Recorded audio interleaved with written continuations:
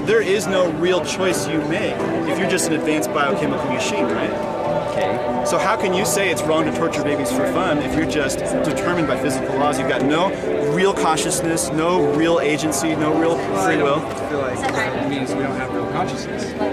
What's that? I don't think that means we have no real consciousness. Just because we're a biochemical machine doesn't mean that we don't have consciousness. It's determined, right? Is there a real self there?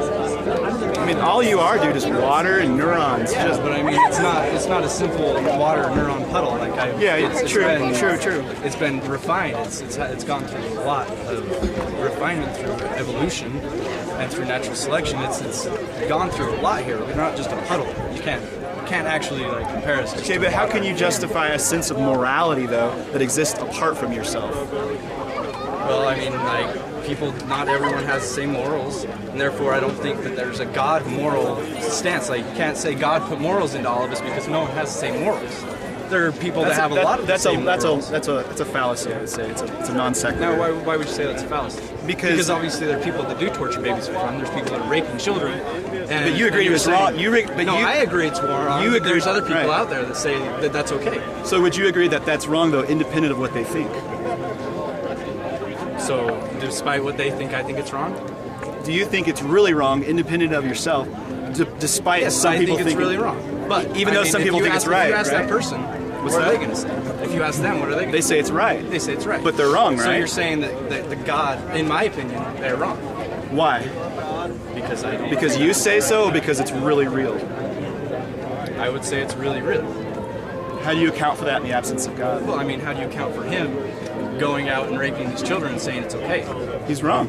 So he's wrong. Yeah. So he's violating God's moral standard, right?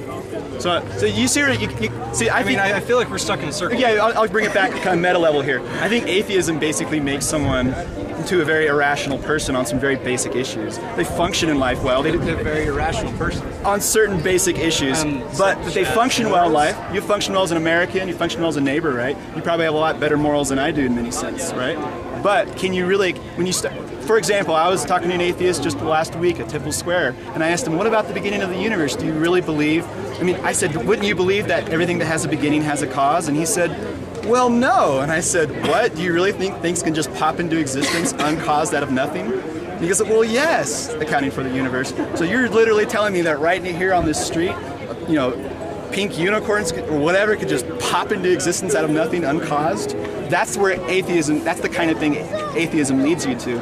And it also leads you to having no basis upon which to say torturing babies for fun is morally objectively wrong. You've got nothing but your own preferences, your own feelings, your own sentiments. That's it. That's all you got. You can say, well, I feel like it's wrong. That's all I've got, but it seems to be a consistent thing with everyone. So does that make it right? Because we're talking about something that's right. Obviously it does. I mean, like, if there's, like, it's kind of an ongoing trend, if you will, with the human society, that they've come up with ideas that are right, and they're coming up with ideas that are wrong. Is that invented, though, by the masses, or is that discovered by the masses? And maybe it's discovered. They've gone exactly, through. Right. I mean, as conscience has been raised, they've realized that raping children is not a good thing. Murdering babies, torturing is not a good thing. Even if everyone agreed that it was right, it'd still be wrong. Well, if everyone agreed it was right, then I don't think we'd be having this conversation. That's true, but conceivably, hypothetically, if everybody believed torturing babies for fun was okay, then would we say it was right? Everybody would be wrong, though. If we would say it was right, but they'd be wrong, though, right? So I don't see how you can argue that point. Because we're not in that instance. Why do you believe torturing babies for fun is wrong? Because I personally believe it's wrong. Torturing. How does that? Torturing anyone is bad. Why? Just cause? Because life. Don't say. If you're an atheist, you can't say just cause. You got to give me a good scientific explanation. Go for it, dude. I'm sorry for being pushy. Life is a very precious thing, Says who? Says we're alive, and if you're atheist, you don't believe in an afterlife. It is the most precious thing you have. For you. Yeah, exactly. But not for everyone. And even for you, you're a very religious man, obviously. Is life precious? Yeah. And so but regardless why? Did I discover that fact or invent that fact for myself? Did you? I discovered it, but it has a foundation, right? Make a quick distinction here. The order of knowing is different from the order of being, right? I know, kind of like I exist, and I can see things outside of me, and I'm aware of the external world. But that's not how things came into existence. Does it make sense? The first thing that I know wasn't the first thing that exists, right? So what's the foundation of being, of the reality, of the moral reality that torturing babies for fun is wrong? I'm not asking you what's the order of you finding out? I'm asking when you discovered it, at the event of discovering, or even right now, to what ultimate reality can you point that would tell us torturing babies for fun is wrong? Well, in the fact that life is a very precious thing. You don't want to destroy. That's a religious statement. You don't want to. No, it's not a religious statement. Yeah, it's a spiritual, dude. If life is precious, you're a closet theist. Borrowing from the theistic world. No. Having something that's precious to you is not a theistic belief. Do you think every atheist would agree that life is precious? I would think so. Yeah. No way, dude. What does precious mean? Well, define it. It's important to me. My life, to me, is very important. So it's subjectively precious, but it's not actually objectively precious. Sure. Okay, so depending on the person you talk to, I feel like life is precious no matter who it is. Do you know what the eventual state of the universe is, given the current path? It's just heat death. Big Bang. We're at where we're at, and someday the universe is just gonna fizzle out, right? Why is life precious? Because it's all we've got. Why does that make it precious? It's kind of like you're appealing to something in your heart. And look, I agree with you, life is precious, but that's like something foundational in my heart. It's just a spiritual, intuitive reality. But I didn't think atheists were allowed to appeal to internal, spiritual, intuitive intuitions. What's the best way to know knowledge according to atheism? Scientific method, right? Is that fair? Yeah. So how would the science... So I'm supposed to compare this to the scientific method. How would the scientific method get you to the conclusion that life is precious? I wouldn't know how to answer that question. I'm not an expert on this by any means. It's something you intuit, right? Yeah. It's just there, independent of what science says. Who gives a crap about what science says if they contradict this? Life is precious. End of story, right? I don't think science is ever going to be able to prove or disprove that life is a precious thing. Right. So what about atheistic philosophy would get you to a place where you could account for your sense of life being precious? Because I've read the big atheist literature, dude. I've read a lot of atheist literature. Man, they're all over the map over this. They don't. This is a struggle, man. To account for human consciousness, to account for. There's a lot of guys out there. There is no moral realism. It's just all delusional. It's just all illusory. Torturing babies for fun. As the idea of that being an objective moral, no way. It's not there. And this is what I encourage atheists to do when I meet them on the street. You really need to read some good books on atheism, because you know what you're doing right now? You're toying around. Your soul, your life, your self-admitted precious life is on the line. You're entrusting your precious soul to village atheism, to folk atheism. So what I would say is read some hardcore atheistic books, because you know what? Well, regardless, even if I did believe in a God, do you think I would want to go and be with a God? Explain your religious views. Okay, I don't think we've talked anything about it. So I've tried to give atheism a proper whooping. I'll give you my spiel here. All right. I think there is a God for a package of reasons. I think it best explains the existence.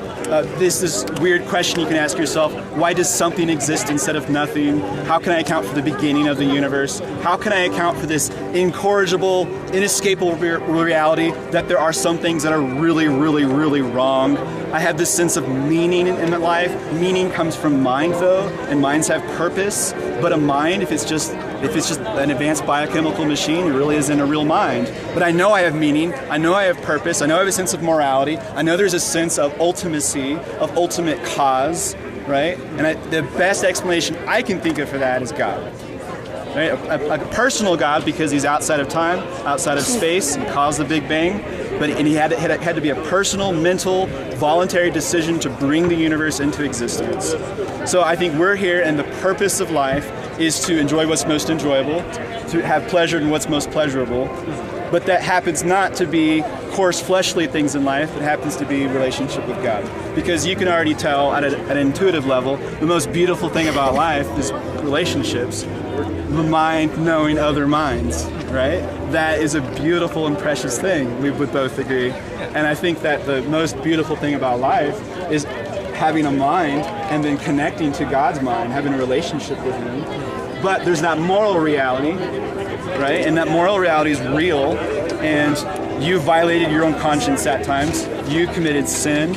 Even if sin was just your own conscience, you haven't even lived up to your own conscience, let alone God's holy standard, God's righteous. And our sense of morality just doesn't merely say some things are right or some things are wrong. Our sense of morality says that sin deserves a whooping.